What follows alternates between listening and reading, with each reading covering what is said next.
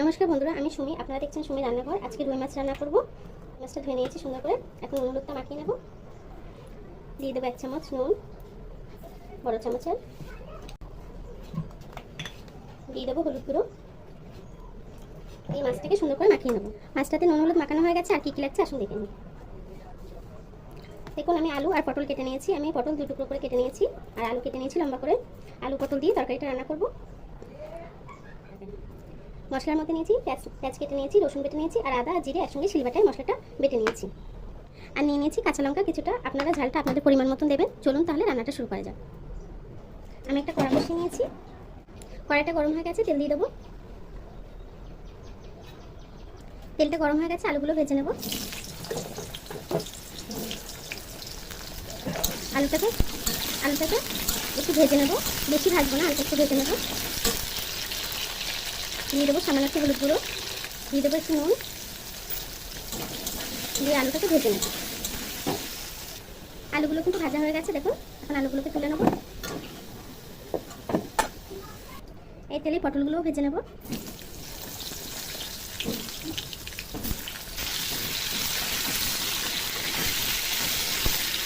পটলের মধ্যে কিন্তু সামান্য একটু হলুদ দেবো, একটু নুন দেবো, দিয়ে পটলটাকেও ভেজে নেব। দেখুন বন্ধুরা, পটলটাও কিন্তু ভাজা হয়ে গেছে। হালকা করে পটলগুলোকেও তুলে নেব। এই পটল ভাজা তেলের মধ্যে আমি সামান্য তেল আরও একটু অ্যাড করব। এখন এই তেলেই মাছগুলো ভেজে নেব।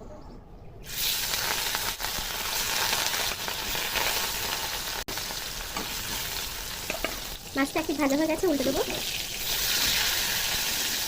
লাল লাল করে মাছগুলো ভেজে নেব। মাছটা ভাজা হয়ে গেছে, তুলে নেব।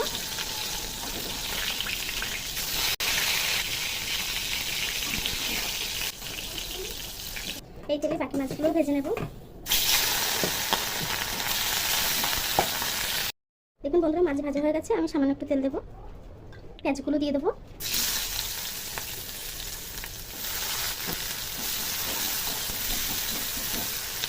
পেঁয়াজটা হালকা ভাজা হয়ে গেছে, কাঁচা লঙ্কাগুলো দিয়ে দেবো। আমি কিন্তু শুকনো লঙ্কার গুঁড়ো ব্যবহার করবো না, কাঁচা লঙ্কা দিয়ে রান্নাটা করবো তরকারিটা। রসুন বাটাটাও দিয়ে দেবো। দিয়ে দেবো জিরে আর আদা বাটাটা দিয়ে দিলাম। দিয়ে দেবো হলুদ গুঁড়ো, দিয়ে দেবো স্বাদ মতো নুন,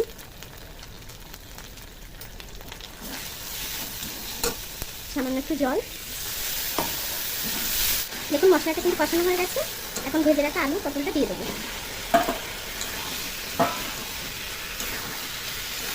দিয়ে একটু কষিয়ে নেবো 2-3 মিনিট। বেশি কিন্তু কষানো লাগবে না, যেহেতু আমরা আলু আর পটলটাকে আগে থেকে ভেজে রেখেছি। তরকারিটা কিন্তু কষানো হয়ে গেছে। জল দিয়ে দেবো।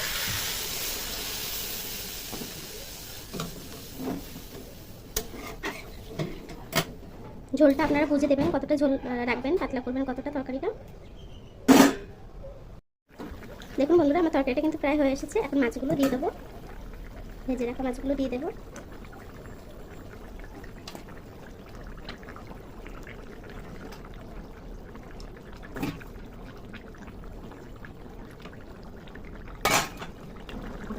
দেখুন বন্ধুরা, আমার তরকারিটা কিন্তু হয়ে গেছে। আমি একটু ঝোলঝোলি নামাবো। তরকারিটা হয়ে গেছে, এখন নামিয়ে নেব।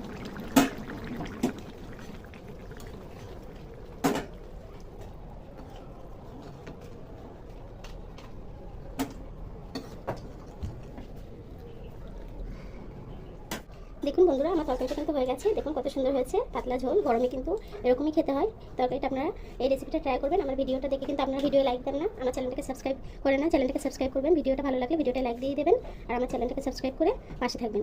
ধন্যবাদ সবাইকে।